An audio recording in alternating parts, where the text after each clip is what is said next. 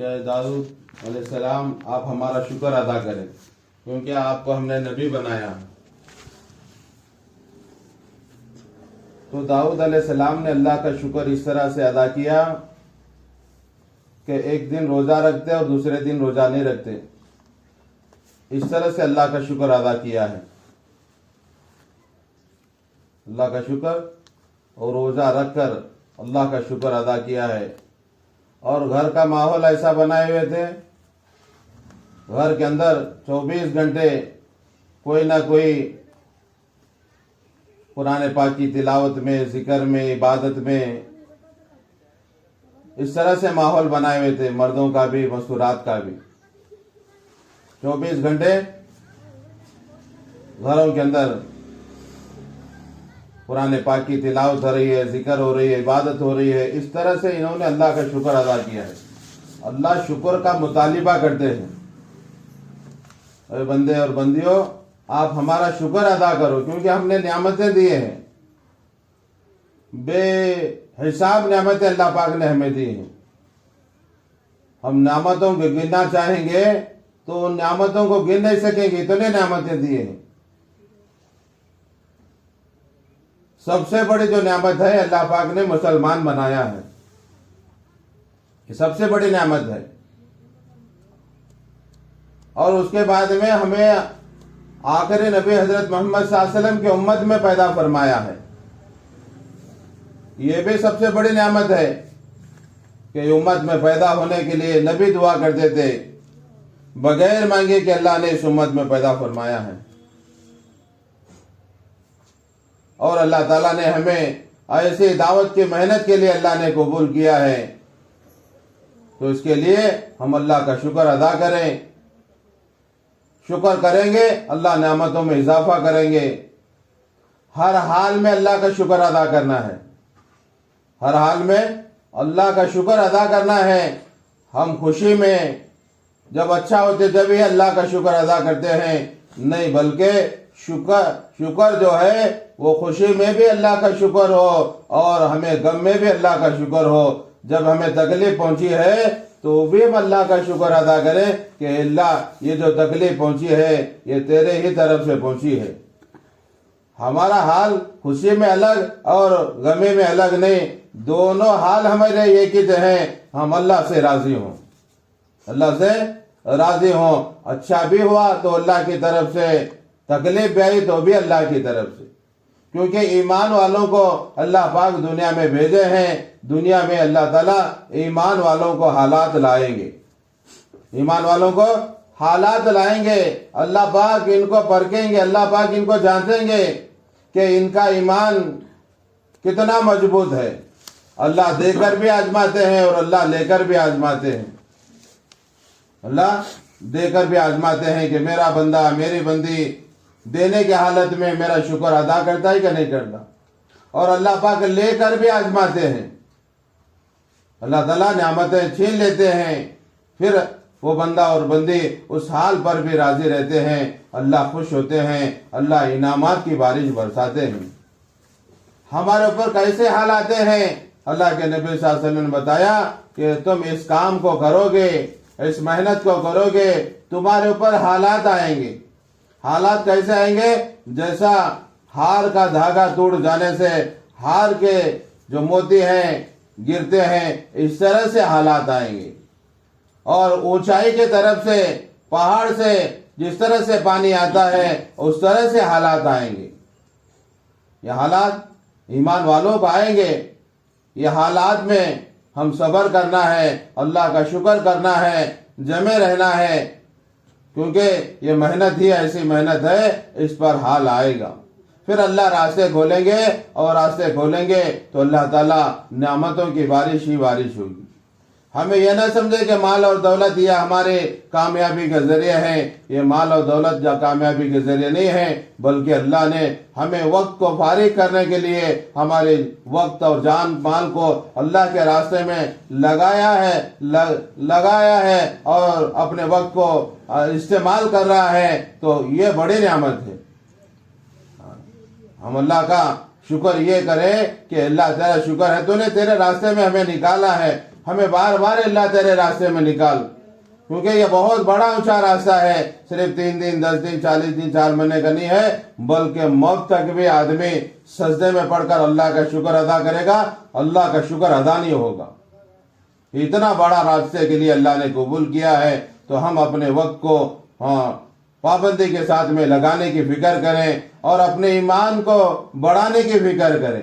ہمارا ایمان بڑھ رہا ہو، کل کے دن سے پھر آج کے دن کے اندر اعمال میں ترقی ہو، کل سے آج سنتوں کی پابندی ترقی ہو، قرآن پاک کی تلاوت میں ترقی ہو، خدمت میں ترقی ہو، کل کی نماز سے آج کی نماز میں جان پیدا ہو، آج کی نماز ہماری جاندار ہو۔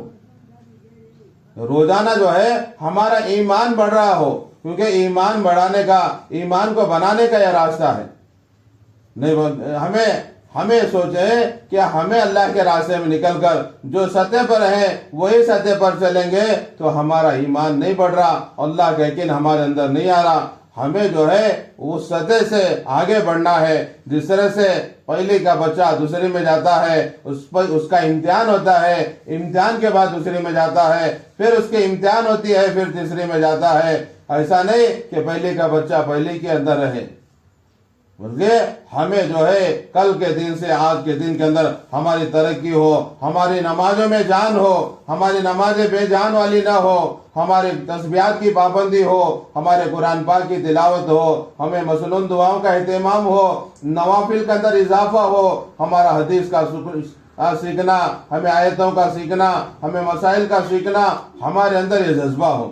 ایسا وقت پھر ملتے یا نہیں ملتا معلوم نہیں ہے، یہ وقت کو غنیمت سمجھ کے اپنے وقت کو ہمیں پابندی کے ساتھ میں ان اوقات میں ہمیں اپنے وقت کو لگانا ہے، تو ہمیں دیکھتے دیکھتے ہمارے دن پورے ہو جائیں گے، مگر جتنا نفع ملا ہے وہ نفع نہیں ملے گا۔ ہم اپنے وقت کو باتوں میں، ہمارے وقت کو زیادہ سے زیادہ آرام میں ہم لگائیں گے تو پھر ہمیں آئندہ کب نکلنا ہوگا معلوم نہیں ہے۔ اس کے لیے ہم اس وقت کو غنیمت سمجھ کر ہمیں اپنے وقت کو صحیح لگائیں۔ تمام مستورات اس بات کی فکر کریں، گھر والوں کو، بستی والوں کو جوڑ کر ہم محنت کرنے کی فکر کریں۔ آپ کی فکر اور مستورات کی، مرد حضرات کی فکر یہ ہوگی تو اللہ تعالیٰ وہ دونوں کی فکروں سے اللہ تعالیٰ ہدایت کی ہواؤں کو چلائیں گے، اللہ تعالیٰ امت کو ہدایت دیں گے، نگر جماعتیں بنیں گے، نگر جماعتیں بنیں گے۔ اس کے لیے آپ فکروں کے ساتھ میں، آنے والے بہنوں کے ساتھ میں جو اعمال کر رہے ہیں نورانی عمل پابندی کے ساتھ کریں، ان کو شریک کریں، ان کو ہمیں کیا ہے دل کو جیتیں، ان کو ہمیں ایسا فکر مند بنائے کہ وہ بہن جو ہے اپنے گھر میں جا کر دینداری کے ماحول کو بنانے والی بنے، ان کے گھر والوں کو اللہ کے راستے میں بھیجنے والی بنے، وہ ابھی اللہ کے راستے میں نکلنے والی بنے، اور اپنے گھر میں رہتے ہوئے 5 اعمال کے ساتھ کتابی تعلیم کرنے والی بنے۔ اور ہر آنے والی بہن یہاں سے جاتے وقت میں یہ ارادہ، یہ عزائم لے کر جائیں کہ یہ اللہ کے مہمان ہیں، یہ اللہ کے مہمان میرے گھر میں بھی آ جائیں۔ ایسے ان کو تیار کرنا ہے کہ اللہ کے راستے میں نکل کر ان بہنوں کو اس بات کی فکر دلانا ہے کہ اللہ کے راستے میں کے جو مہمان آتے ہیں ان مہمانوں کو رکا لینے کا کیا ثواب ہے۔ آج فجر کے اندر، کل شام میں مسجد آبادی کی محنت میں حدیثیں پڑھی گئی کہ جو اللہ کے راستے میں نکلے ہوئے مہمانوں کو رہنے کے لیے ٹھکانہ دیتا ہے، ان کو ساتھ دیتا ہے، تو ایسے لوگ پورے ایمان والے ہیں، ایسے لوگ کامل ایمان والے ہیں، ایسے ہی لوگوں کے لیے اللہ پاک نے جنت میں مقامات رکھے ہیں جو اللہ کے مہمانوں کو اپنے یہاں ٹھہرا لیتے ہیں اور ان کا ساتھ دیتے ہیں۔ یہ کامل ایمان والوں کی نشانیاں ہیں۔ اس طرح سے آنے والی بہنوں کو ذہن بنائے، دیکھو اللہ کے مہمان آئیں گے تو ہر گھر والے یہ تقاضا رکھیں کہ ہمارے گھر میں جماعت آ جائے، ہمارے گھر میں جماعت آ جائیں۔ ایسے محنت کریں گے تو بہنیں وہ اپنے گھروں میں جماعتیں لیں گے، جماعت اس گھر میں جائے گی تو اللہ کی رحمت اس گھر میں جائے گی، اور اس گھر میں جماعت رکے گی تو اس گھر کے ماحول کو اللہ پاک تبدیل کریں گے۔ یہ 24 گھنٹے کے نورانی اعمال کی برکت سے ان کے اندر کی برائیاں نکل جائیں گی، وہ بھی سوچیں گے دیکھو ہماری اب تک جو زندگی گزری ہے وہ اللہ اسے معاف کرے. آج کے بعد میں پردے کے اندر رہنے کا، آج کے بعد میں نمازوں کی پابندی کرنے کا، آج کے بعد میں اپنے گھر کو دیندار ماحول بنانے کا یہ عزائم نیت کر کے اپنے گھر کی زندگی کو تبدیل کر لیں گے. یہ راستہ ہی ایسا ہے کہ راستے میں لگ جانے سے زندگیاں تبدیل ہوتے ہیں.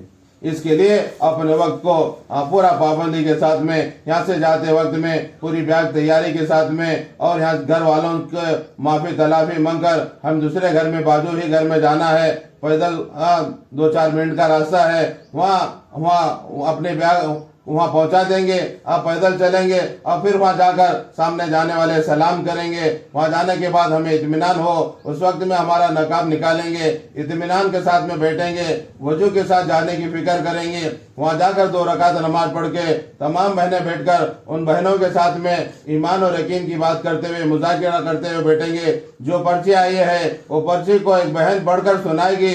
دیکھو اس طرح سے آج ہمارا مشورہ ہوا ہے، ان کا استقبال ہے، ان کی خدمت ہے. ہماری جماعت فلاں مسجد میں رکی ہے. جو ذمہ داری جس بہن کی ہے وہ بہن پڑھ کر سمجھائے گی، اور اپنی ذمہ داری کو یاد رکھیں کہ میری کیا ذمہ داری ہے. اے اللہ میری ذمہ داری یہ پڑی ہے، اے اللہ تو آسان کر. اللہ سے دعا مانگنا ہے، چاہے خدمت کا ہو، چاہے استقبال کا ہو، جو بھی امور ہمارے حصے میں آیا ہے وہ اللہ کی طرف سے آیا ہے. اللہ سے مانگ کر اسے پورا کرنا ہے. ہم نہیں پورا کرتے، ہمارے اندر وہ طاقت نہیں ہے. اللہ مدد کریں گے تو ہم اس کام کو کر سکتے ہیں. اس کے لیے وہ پرچے کے مطابق اپنا پورا وقت کو لگانے کی فکر کریں. آج جمعہ کا دن ہے، مبارک دن ہے. آج جمعہ کے دن بہت سے فضیلتیں ہیں. جمعہ کے جو منتخب حدیث کے اندر جمعہ کے جو فائدے ہیں وہ پڑھیں اور سمجھ میں آئے. وہ پڑھنے کے بعد سمجھ میں آتا ہے کہ یہ جمعہ کے کیا کیا فضائل ہیں. اس کے لیے جمعہ کے دن زیادہ سے زیادہ درود شریف کا اہتمام کریں، دعاؤں کا اہتمام کریں. آپ کو جمعہ کی نماز نہیں ہے، آپ تو جوہر کی نماز ہی پڑھنا ہے. مرد حضرات جمعہ کی نماز پڑھیں گے، مستورات جو ہے وہ ظہر ہی کی نماز پڑھیں گے. اس طرح سے جمعہ کے تمام فضائل گھر والوں کو بھی سمجھائیں، تمام اس کا مذاکرہ کریں. اس طرح سے اپنے وقت کو لگائیں گے تو انشاءاللہ بڑا نفع ہوگا. دوپہر کے تعلیم میں مستورات آئیں گے، وہ جڑیں گے اور ان کو لے کر بیٹھ کے تعلیم کرنا. جب بات ہوگی اس کے بعد تشکیل کرنا. اس طرح سے آج کا بھی پورا وقت دیکھو. جماعت ایک چھوٹے سے گاؤں کے اندر، ایک چھوٹا سا گاؤں، ایک گاؤں کے اندر پورے ایک عشرے کی جماعت رکھ لینے کے صلاحیتیں، استعداد اللہ پاک نے لوگوں کو دیا ہے. بڑے سے بڑے گاؤں کے اندر 2 دن 4 دن جماعتیں رکنا مشکل ہے، بوجھ سمجھتے ہیں. مگر اللہ کے بندے اور اللہ کی بندیاں یہ پورا عشرہ یہاں لگا لینے کے لیے تیار ہیں. پھر اسی محلے کے اندر اور گھر کے تکا جا رہے ہیں. ہمارے بڑے بھی یہ کہتے ہیں کہ جتنے گھر اس گاؤں کے اندر